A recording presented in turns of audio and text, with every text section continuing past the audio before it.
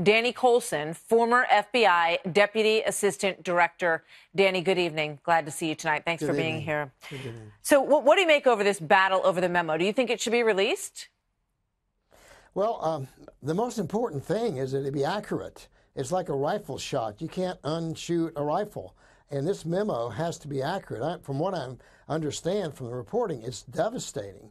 And if it's inaccurate or there are things that should be in it that aren't, then it should be modified. And the director of the FBI and his staff have the facts, and they would know if it's inaccurate. But I think the key here is convincing the president and his staff that more needs to be put into it or it needs to be revised. But what we're talking about here is truth.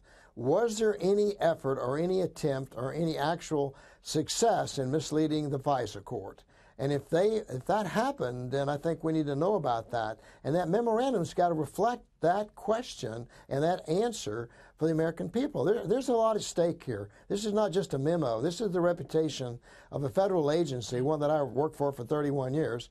And I want to be sure that they clear the air here. And let's get beyond this and get on, let the FBI do its job. So the suggestion, I just like to go back to the basics on this, because the suggestion is that people at the FBI wanted to get the Trump campaign, and that they needed, in order to do that, in order to try to derail their campaign, they had to prove what their theory was, which was that there was some kind of nefarious connection to Russia.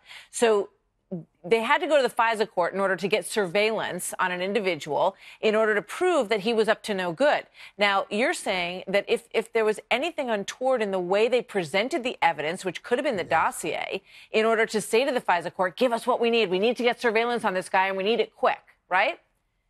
No, absolutely. I mean, the Fisa court is essential in the war against terrorism. I've used it many, many times.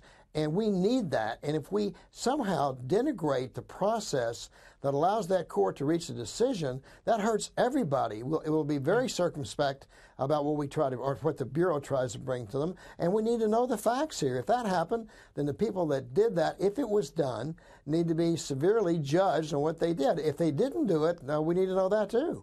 Let's put up on the screen some of the changes in personnel at DOJ and FBI over the course of all of this. You have James Comey, who was fired by the president. You have Peter Strzok, who was reassigned. Lisa Page was reassigned. Baker is no longer there. Chief of Staff Rybicki left, and Andrew McCabe was removed, in the words of the DOJ. So clearly they know that they have a problem. Oh, yes. And I would strongly suggest they find the best criminal attorney they can and let them represent them. The Bureau makes mistakes sometimes to accuse people. So does the Department of Justice. We saw that today with Menendez. The department didn't convict him. But the only issue we're talking about is what happened.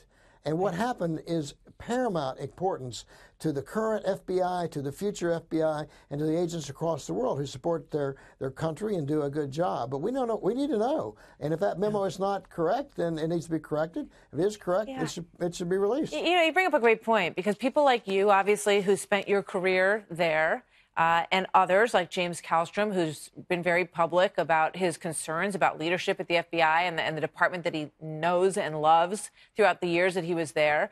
If there was something that was wrong, why wouldn't the FBI want to air it? Why wouldn't they want to say, you know what, here's what we found, and this doesn't wash, and these people are gonna be fired? Well, I think that the director needs a roadmap. He needs to know what happened. And from his position, coming in cold with all this scandal swirling around and innuendos and what's true and what's not true, if I were back there, I'd want to know what happened so you can remedy it. You can punish those that need punishing. But he's defensive. He went to the FBI and said, do not release this document, even though we're getting reports that other FBI agents looked at it and said there's no sources and methods in there. There's no reason not to release this. Well, I tend to agree with that, but I haven't read it. I'm not in a position to say if it's accurate or not. I don't know that. But bottom line is, truth generally is helpful.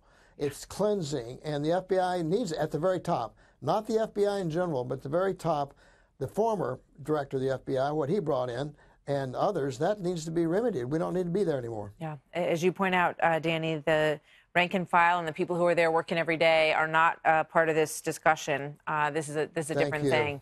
And I know that those people mean a lot to you. So thank you so much. It's good to have you on tonight, Danny. We'll see you next time. Thank you. It's always a pleasure.